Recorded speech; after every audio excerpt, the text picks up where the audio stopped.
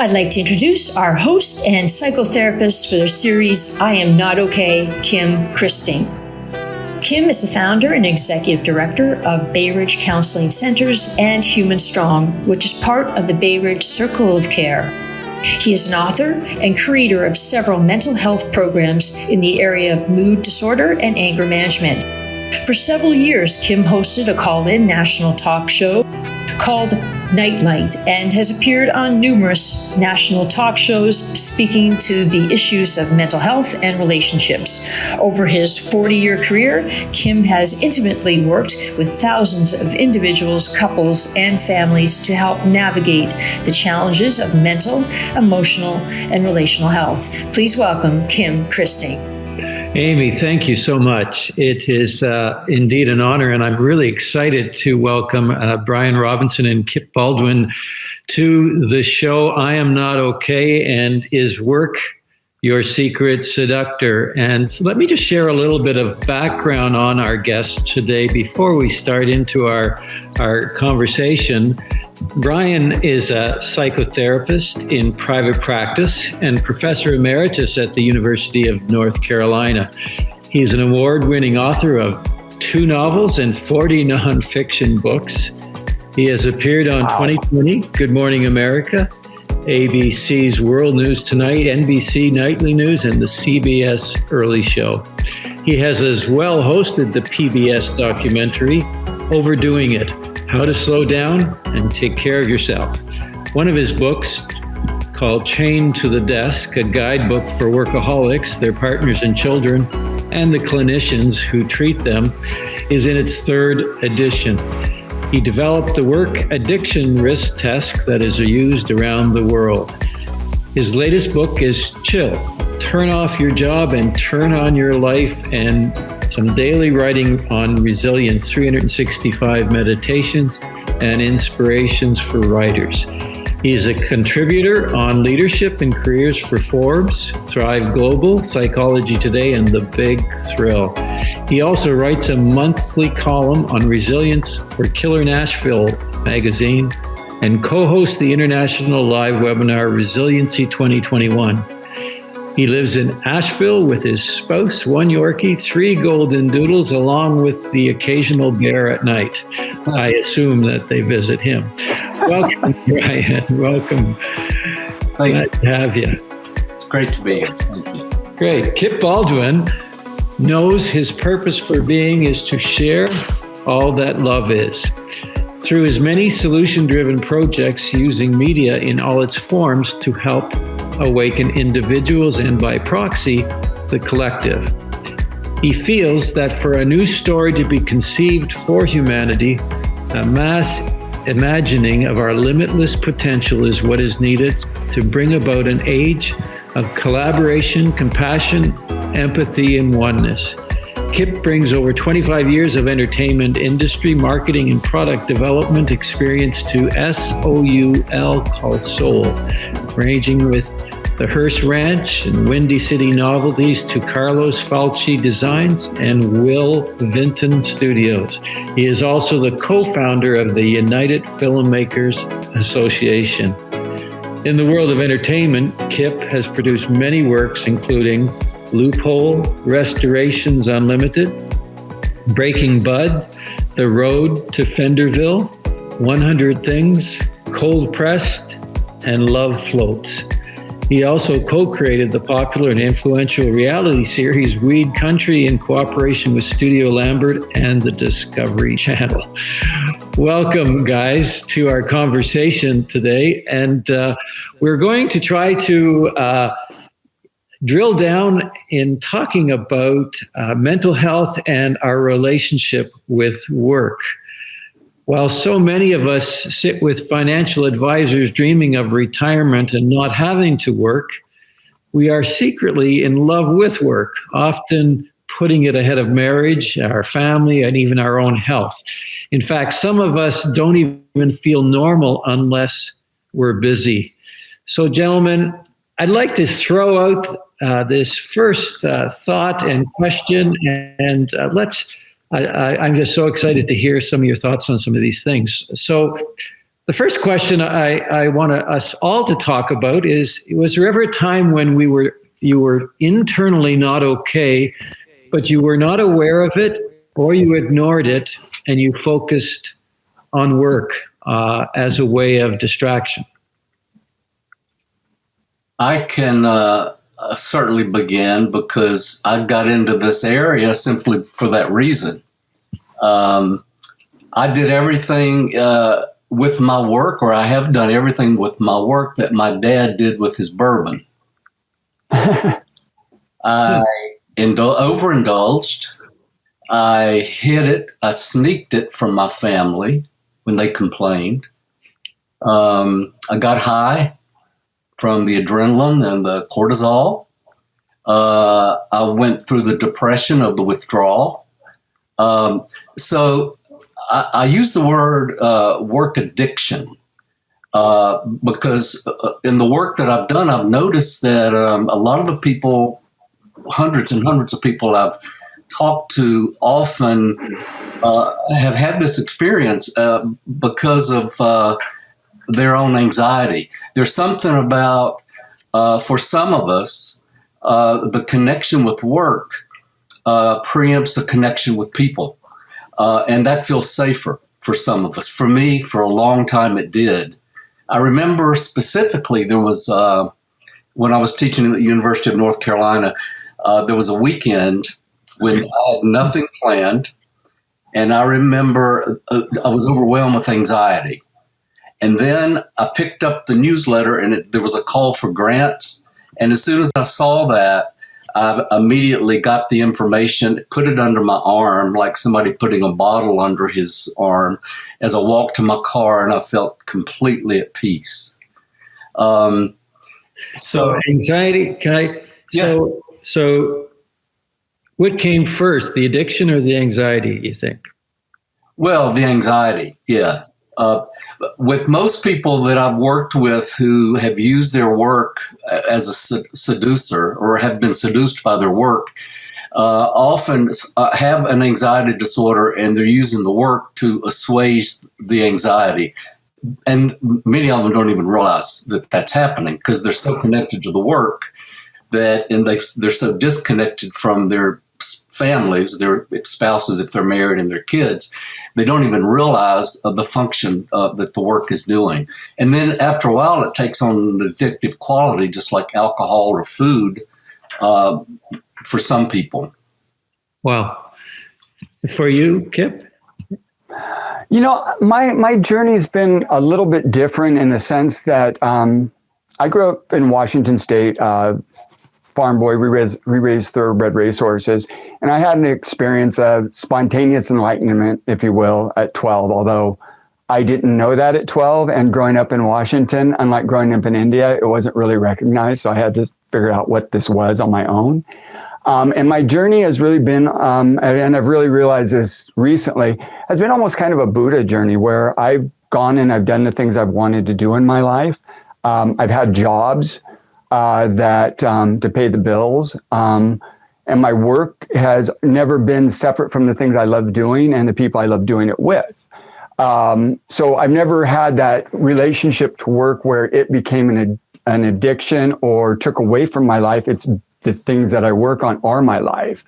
Having said that, I did because of the system and societal constraints and trying again to figure out who I was on my journey, have gone through, I dealt with a long period of alcohol addiction, which I quit, 13 years ago. And at that point, I was literally, I lost half of my liver function. If I didn't quit drinking, I was going to die. But that's not why I quit drinking.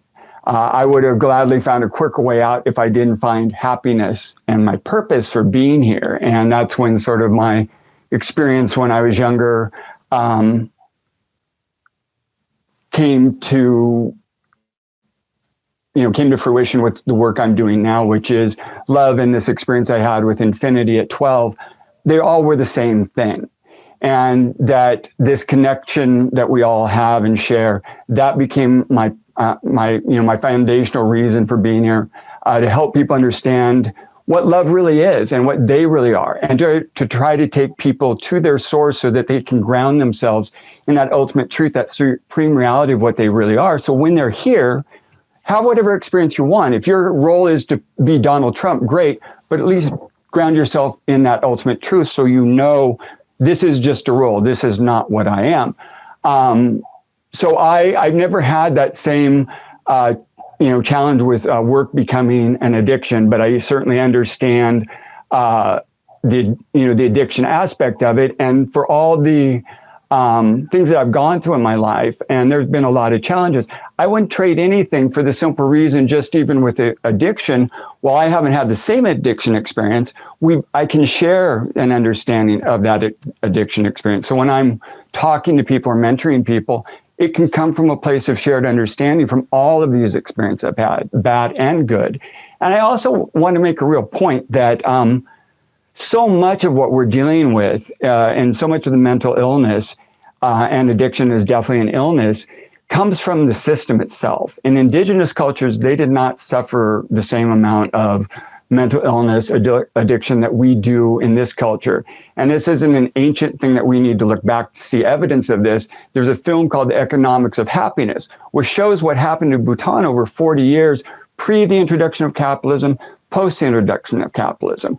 So much of what we're feeling like right now is a loss of tribe, a loss of purpose, a loss of support. And just to make one last point, to my mind, pain is to suffering what pleasure is to addiction. When you become too attached to these things, when you take that second arrow and they become your identity, that's when you get into trouble.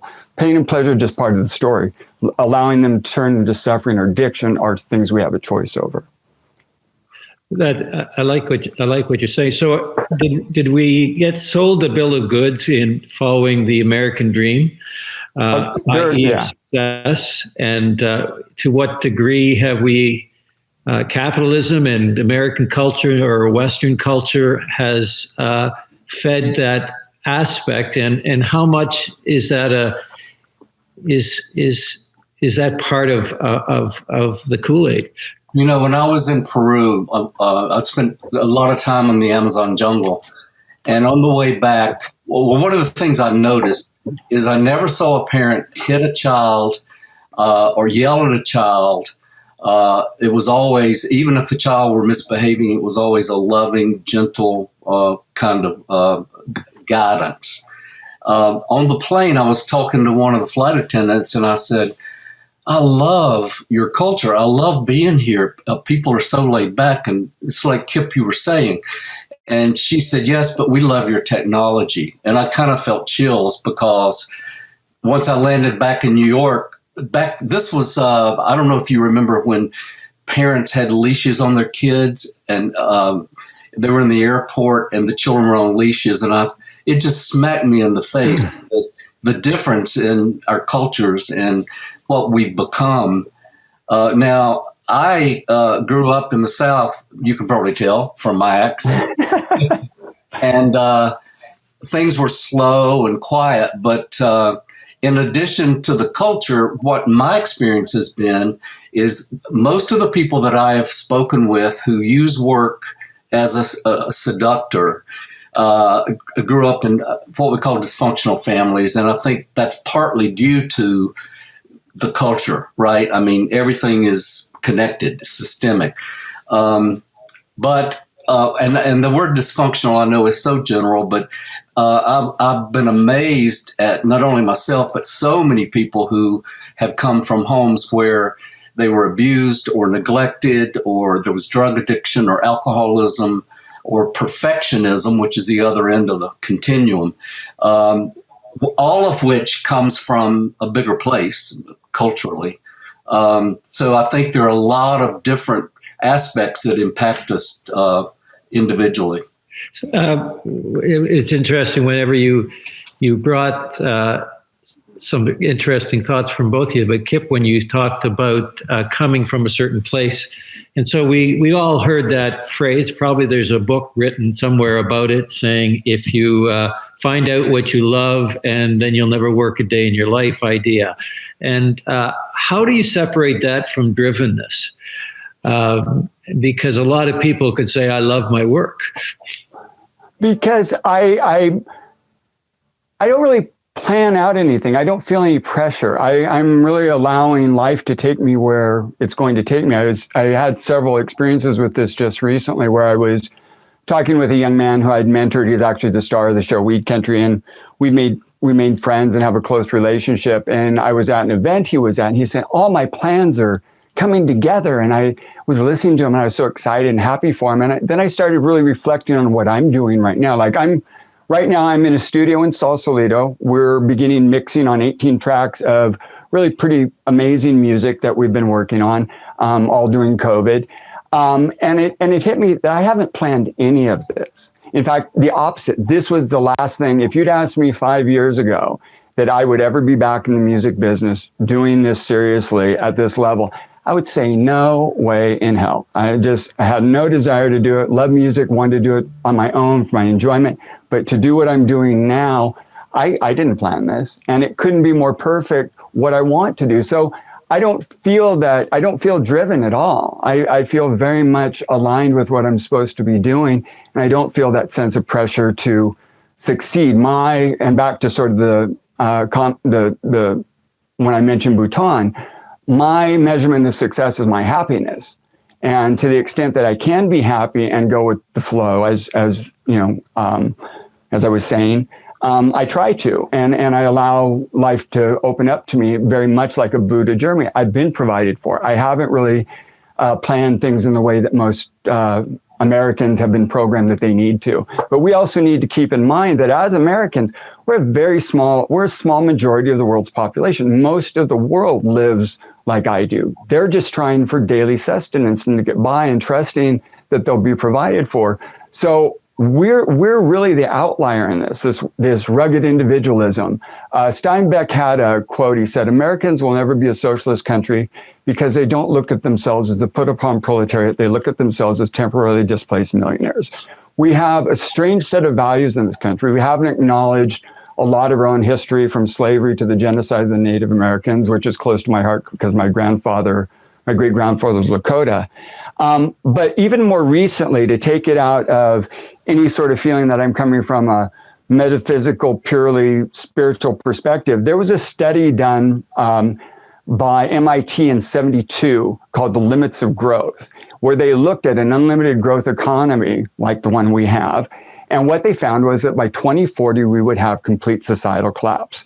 Harvard just recently did a study to look at the MIT study. What they found was 100% accurate and that we're way ahead of schedule. This is a profoundly dysfunctional system that has driven us is founded in division, is founded in fear and control. And paraphrase Krishnamurti, to be healthy in a profoundly sick society is not a sign of health. If you're unhealthy in this society, great, you're probably exactly where you should be. I want to flip that around a little bit because most of my career I was driven. But the drivenness was not just from the outside, it was mainly from inside me. So it's not always just outside. It comes from that little voice that I think everybody has, the inner critic, we call it, that says you're not good enough, you can't do it, who do you think you are? Scientists call it, neuroscientists call it the negativity bias. Everybody has it. Some of us have it to a greater degree than others. But it was that inner voice that drove me. And at times there was the outer voice, but it was mainly the inner voice. And here's where I kind of had an awakening experience, Kip. I'm not sure what yours was when you were little. I didn't have mine until I was much older. But I was teaching at the University of North Carolina, and we invited 10 Tibetan monks to come to the auditorium to perform. And I don't know if you've seen them perform, but they have beautiful costumes and they have instruments, and it's just magnificent. Well, the night of the performance, a group of fundamentalists picketed outside the auditorium with signs saying Buddhists worship the devil, and there are all kinds of negative kinds of stuff. I was pissed. But the monks, when they were told stop the show, they went outside, and these people at that point were singing Jesus Loves Me. They joined hands and sang Jesus Loves Me with the protesters.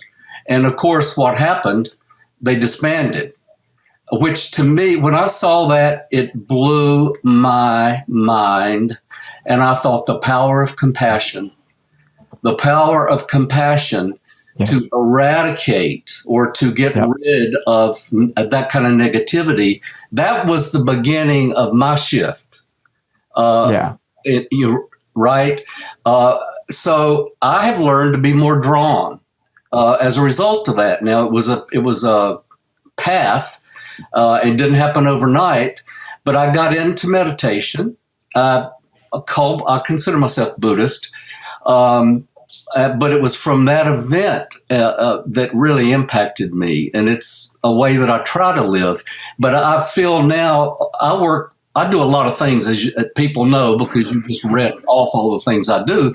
But I don't feel driven anymore. I feel like it's coming from another place from the inside. And that's the difference for me. So what you guys are really, you're saying that it comes from another place. But it certainly sounds like you're pretty busy.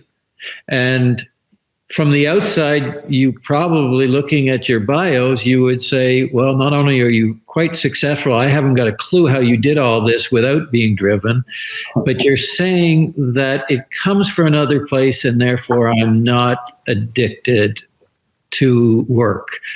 Can you guys respond to that? Well, I'm sorry. You want to go ahead? Oh, yeah, I was just going to say, look at it like an athlete being in a zone. I write every day. And what I've realized is I'm not the one doing the writing. Every time I think I am, that's when writer's block sets in.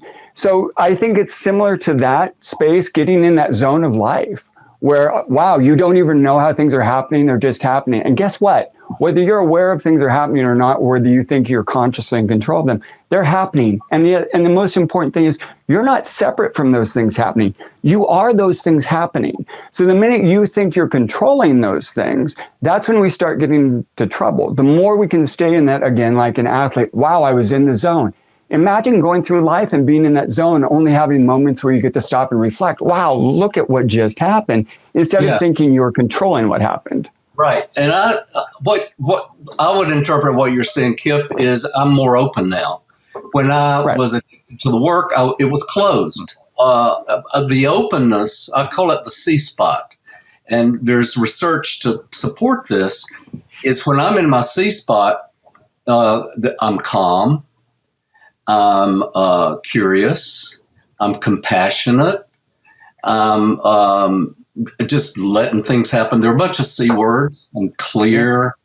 I used to never understand those things because I was so closed and I was so busy. I was trying to make my life happen instead of allow my life to happen. So it's not what you see on the outside. It's what is going on the inside. It may look the same on the outside, but on the inside, it's very different for me. Well, as you know, as a Buddhist, I try not to put labels on things, but if I were to call myself anything, I'd say a non-dualist, closer to Hinduism, which obviously Buddhism is an offshoot of Hinduism. Right. But like they say in Hinduism, before enlightenment, after enlightenment. Before enlightenment, you chop wood and carry water. After enlightenment, you chop wood and carry water. What's the difference? The resistance ends, and you move into acceptance. Yeah, that's right. So you guys are really sounding like this is a description of a state of a spiritual place, possibly emotional place, psychological place, that you no longer are driven and you're finding really it difficult to put names on it. So Hinduism, Buddhism, Christianity, whatever, has different enlightenment experiences or places to put it in. And it almost sounds like it's just an experience. And from some iron worker out there that is sweating his tail off every day, that is really a hard concept to kind of get. Let me put it in a different context, because this is the way I talk about it now.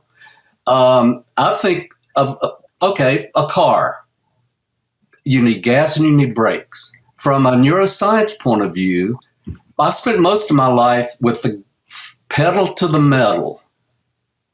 going and I burned out. I didn't have any breaks. Now, the breaks is what we call the parasympathetic nervous system, which is the rest and digest response, right? People who are married to their work don't have that going for them as much. They're mainly, they've got the sympathetic nervous system, which is fight or flight, the stress response.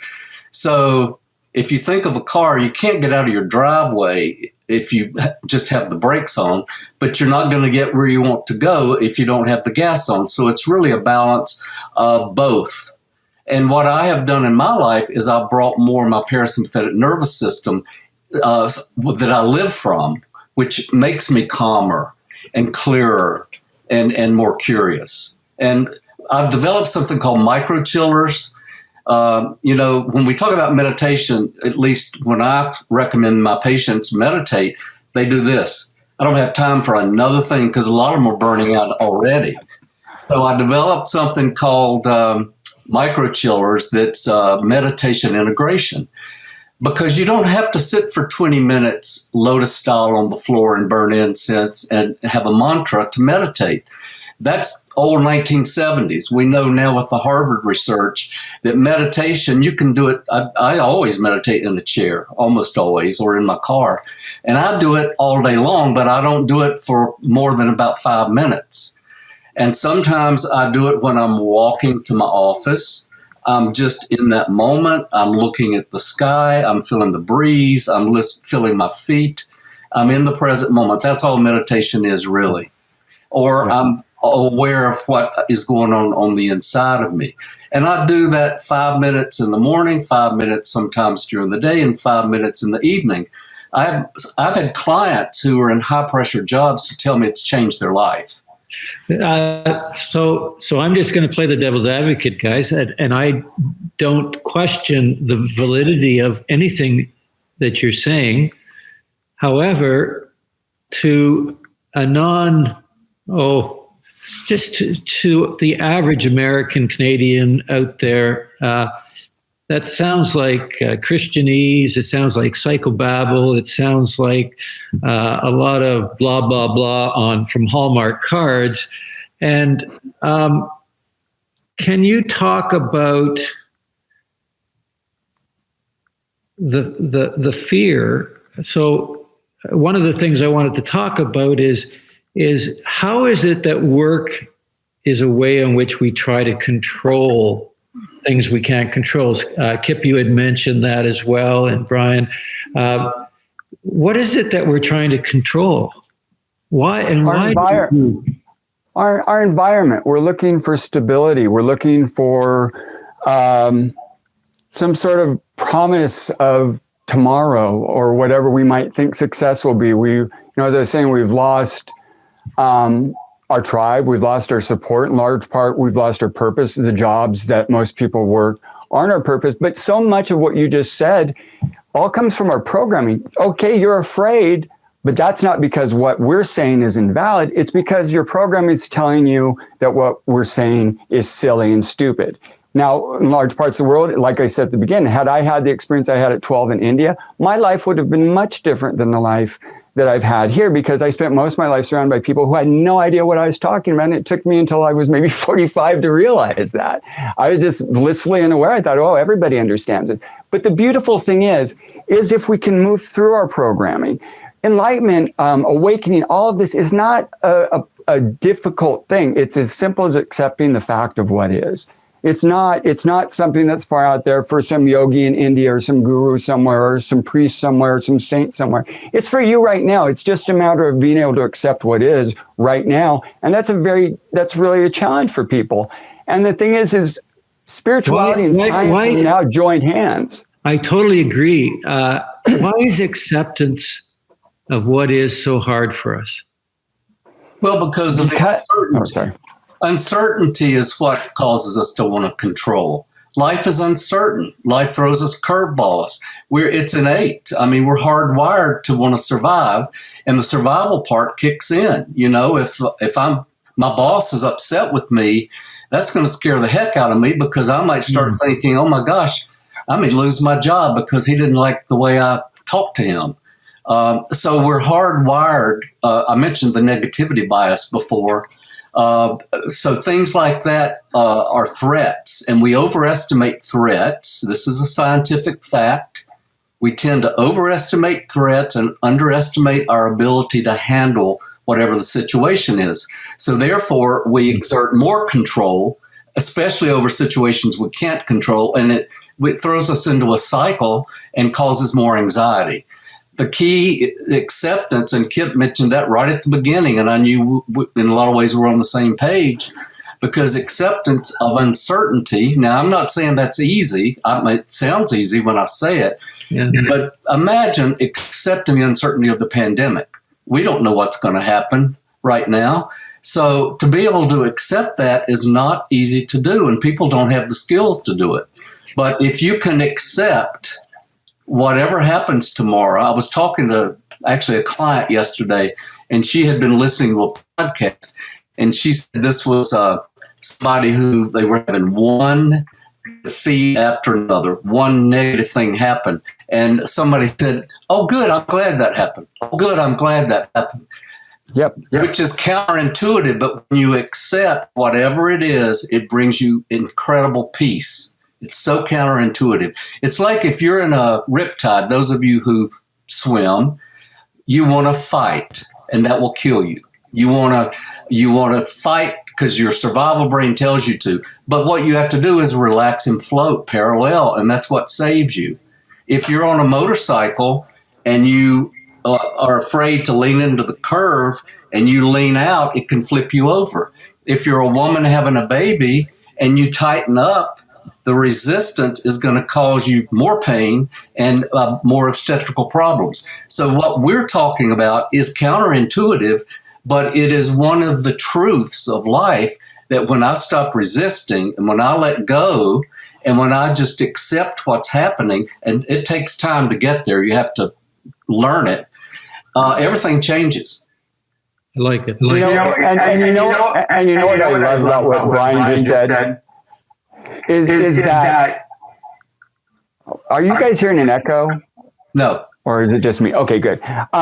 Is that Brian said, we're doing this because we're living in fear and we feel we need to, our survival instinct kicks in. By trying to control things and put it both in the micro and the macro, we actually decrease our chance of survivability by doing the things we're doing. Look around us at the collective. We're all saying we want to survive, but we're doing everything against our own survival, the things we need to survive. On an individual level, all that stress and everything we build up, it's literally hurting our own chances of survival. That's right. Well, and I love that. Similar to fighting the rip current. I love some of that thought from both of your points. And so, how much do we need to teach young men, especially to not fight, to not defend, to not try to protect? I mean, it's counterintuitive, as you say, to actually welcome pain, because without pain, we really don't become aware of our fears and the things that really can kill us, anxiety, stress, etc. How do we do that with young people or with the young men listening today? There are a lot of ways, but one that comes to my mind is martial arts, because in martial arts, they get the idea of what that counterintuitiveness is. Because Kip, if you pushed me, I would pull you. I would go with it instead of resist. Or if I pushed you, you would pull me. It's another whole way of thinking. So that's why kids who get into martial arts, they start to develop a different way of thinking about what life is and how it works. That's one of the things. And I'd also, sorry. Yeah. No, you go ahead.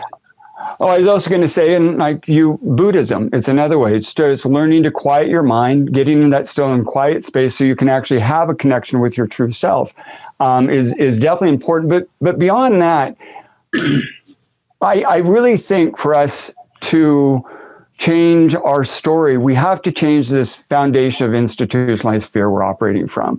For thousands of years, we've been coming from the same place. And unless you can call it love, you can call it whatever you want.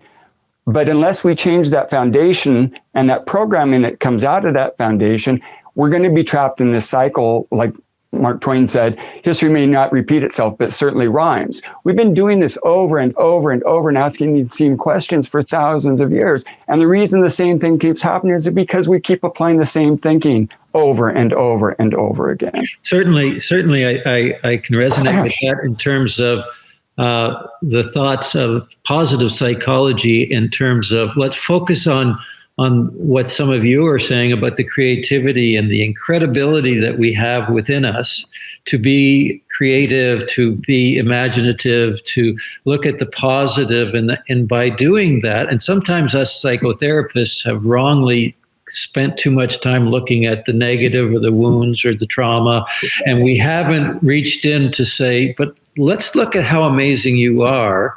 Let's look at how you actually thrived and survived, and let's look at and think about those for some time.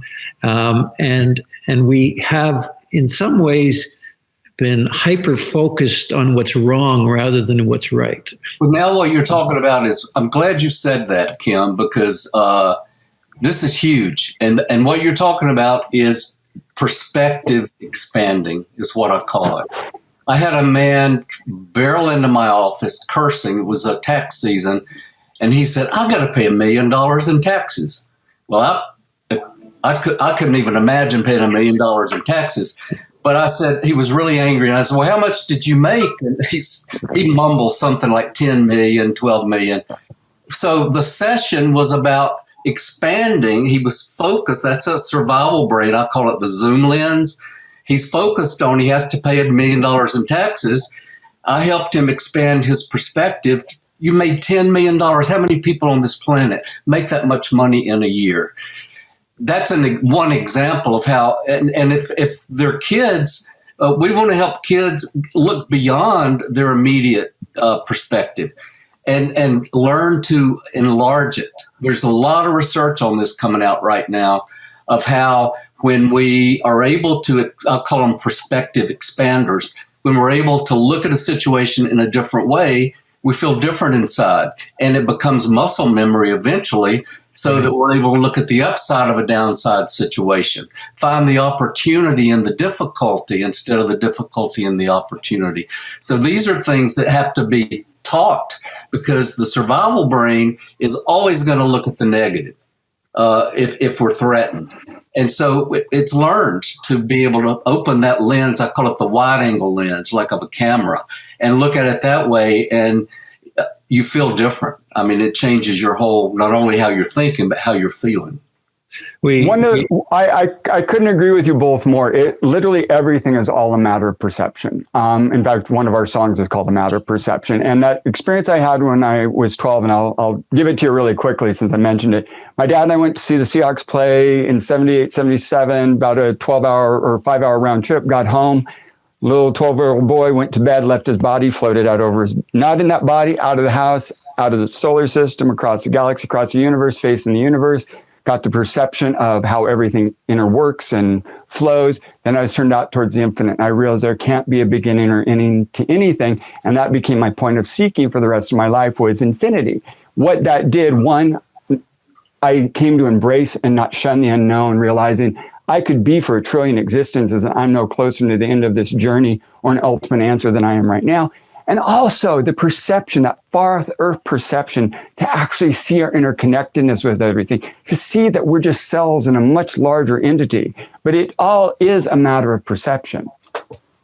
And to go back to your original question, Kim, I think being a role model and for kids to see, how do we handle stress? The Buddha talked about the first and second arrows, and I call them zingers. The first zinger is not what causes me to suffer. It's what I do with it. And when I throw the second zinger at myself, then I'm going to be miserable. But I have power. I have a choice with everything that happens and whether I react or whether I respond. And that's where my power comes from. That's a different way of perceiving your experience in the world. We're playing with that in terms of in our offices. We're using neurological reconnection and with our children, and letting them play in the area of the fight-flight response, but being calm and being able to breathe and watching the neurological, the biofeedback of their temperature and their heart rate monitoring. And so the skill development of doing this, calming the alarms, calming the fears, Yes. being able to accept and continue to function or allow it to come out, they actually begin to play in that arena of connectedness with themselves, Right. as well as let their strength come out, which is really quite amazing, because some of them come away and going to school and telling their teachers, "I'm sorry, I need to go out to the hall and I just need to relax and center myself because I'm being anxious." Or the parents are coming back saying, "What in the world are you doing with this kid? He hasn't had a meltdown for so long." And so when we talk about workaholism or fears and drivenness and ADHD and anxiety, there's so much connected. And then when we talk about with some of the spiritual anchors that we have, the connectedness we need to do, as Kip had said, and you both said, we really need to do better at trying to connect the various aspects of our world rather than dividing, and learning to help each other develop those skills. Connectedness is one of the C words that puts you in your C spot when you're connected with yourself and other people. One of the techniques that we use a lot in North America is parts work. And what that means is I have my anger, I have my anxiety, I have my worry, I have my control. None of those are who I am. They're aspects of me. And once kids get this quicker than adults, by the way, when we talk about parts. I mean, you hear people say, part of me wanted to watch the football game and another part wanted me to go on the picnic. We use that language all the time. But once you start to realize I'm not my anger, and I've developed something called the AAA, which is aware, acknowledge, and allow, is when I feel anger or I feel anxiety, and I'm turning my head, once I'm aware of it, I acknowledge it on the inside. I'd say something like, anger, I see you're really pissed off today. Okay, tell me what's going on. Now, this sounds odd to people, but this is based in neuroscience. Because as I do this, and sometimes it will speak to me and tell me why it's upset, what happens is it widens my perspective. It's almost like I'm talking to another person and getting a different point of view. The other thing it automatically does, it moves me into my C spot. Now, the third A is allow. It goes back to what we talked about, the acceptance. You can be here. I need you, because if somebody's trying to hurt me, I need you to come on board and help me out because I know you're protecting me. But right now, I can handle this. And then what happens is I feel calm. I feel clear.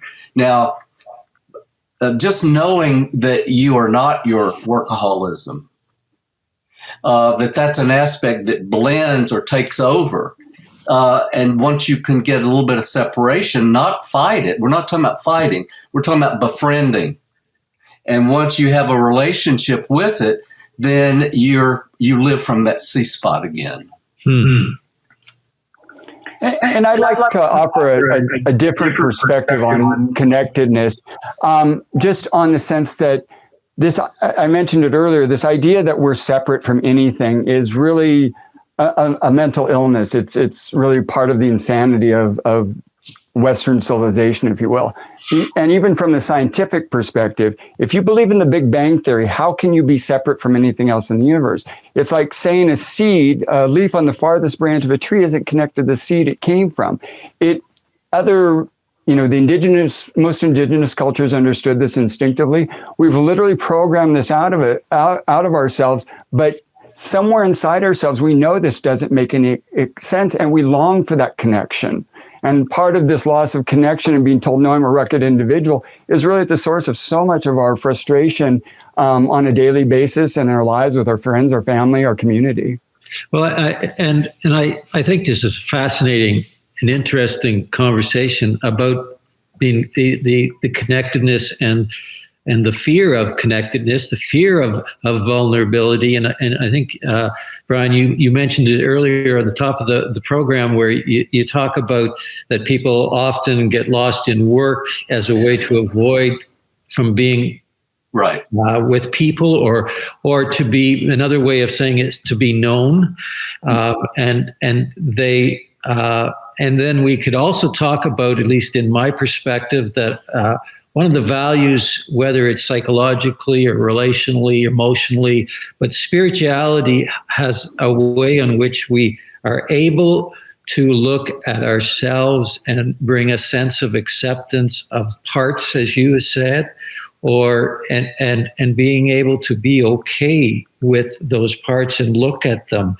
Because I think we could talk about the male ego. We could talk about our sense of pride, that sense in which we have to protect from the pain of looking at ourselves and saying, oh my goodness, I'm not as strong or as tough or in control as I thought.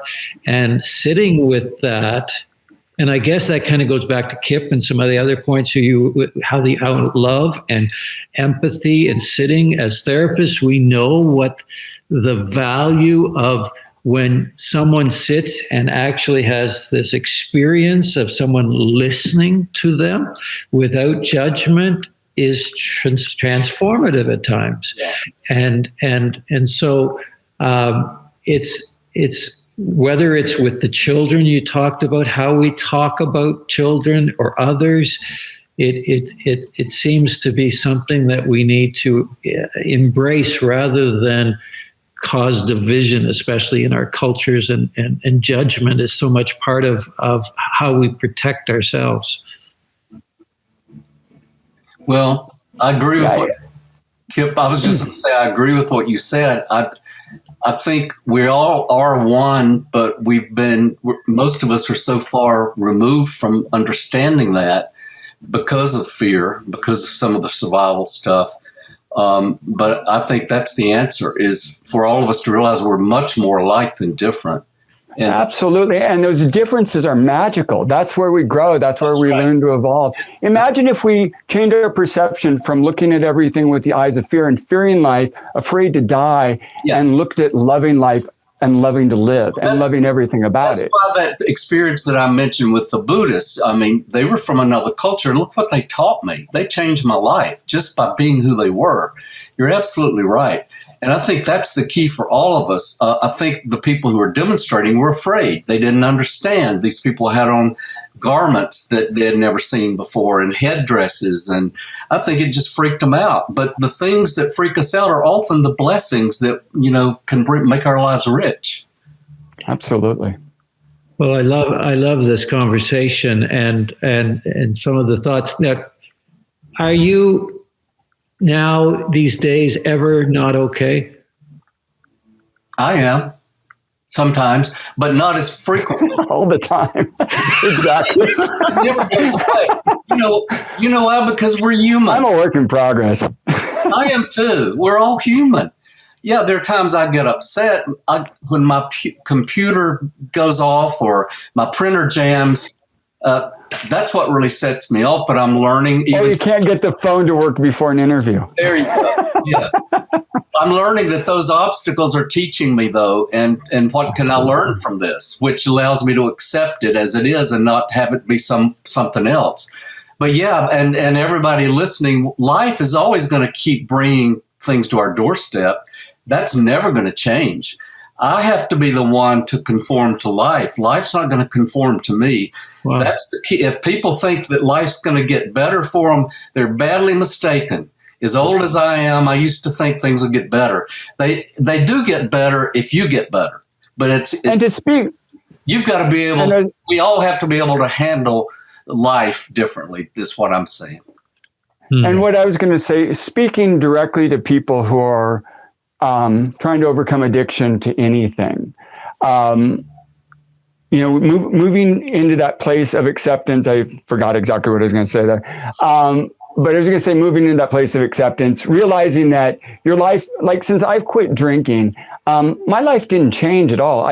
People died, horrible things have happened, but my ability to deal with those things, my perception of what those things are has changed entirely. But the things that are happening, again, back to chop wood, carry water, I'm still chopping wood and carrying water.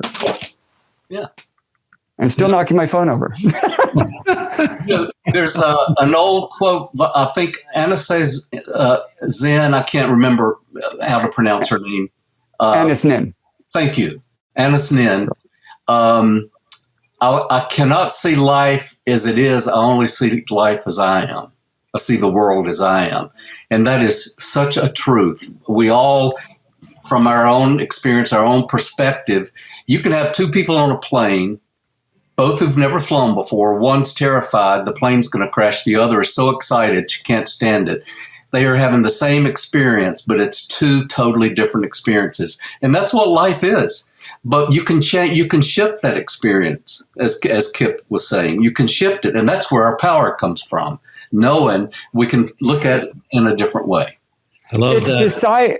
Your ultimate control. You don't have any control. Anyone who thinks they have any control over tomorrow is out of their mind. But what you do have control over is how I'm going to be regardless of what happens next. Am I going to be fear or am I going to be love? And that changes everything. It's how you're going to be regardless of what happens, not what happens. That's right. It's how I'm going to be before what happens. That's right. And can you choose that and it will happen? You can choose it. And you know what? Viktor Frankl has a famous quote, the psychologist, between the stimulus and the response. In other words, whatever happens and my reaction to it, I have a choice. Most people run roughshod over it. But once you realize there's a space there, there's a gap. And in that gap, I have a choice. And that's where my freedom comes from. And he did that as a result of being Auschwitz and Dachau. That's how he survived when people were dropping dead around him. Most of us now are not in concentration camps. It can feel like it. We're in our own little prison that we unwittingly create. But that's the key from everything I know. And then your science is now starting to show that. Well, I like that a lot. To throw something so just let me jump in there. So sure. That space that you mentioned there between where choice can take place and life can be much different is the same thing I think about in music, that the magic of music takes place between the notes. Yes. And it's in that space that I think we've talked about, that where we feel the strength and we're open and we're letting go, that actually the magic and the music of life can take place, and love becomes experienced, and we are expanded. We feel the expanse. Our lungs, our emotions, our mind can be expanded, and that becomes an experience that, whether we call it emotional, psychological, spiritual, it does not seem to be enough to be held in any one of those containers. I'm still chopping wood, I'm still hauling wall, but it's this unique space that we want to dwell in and we look forward to, because when I am in those spaces, I am amazing. Yeah. The zone. And so is everyone else. Yeah. And here's the thing, and the ego does not want to hear this. And your audience will probably think I'm crazy when I say it.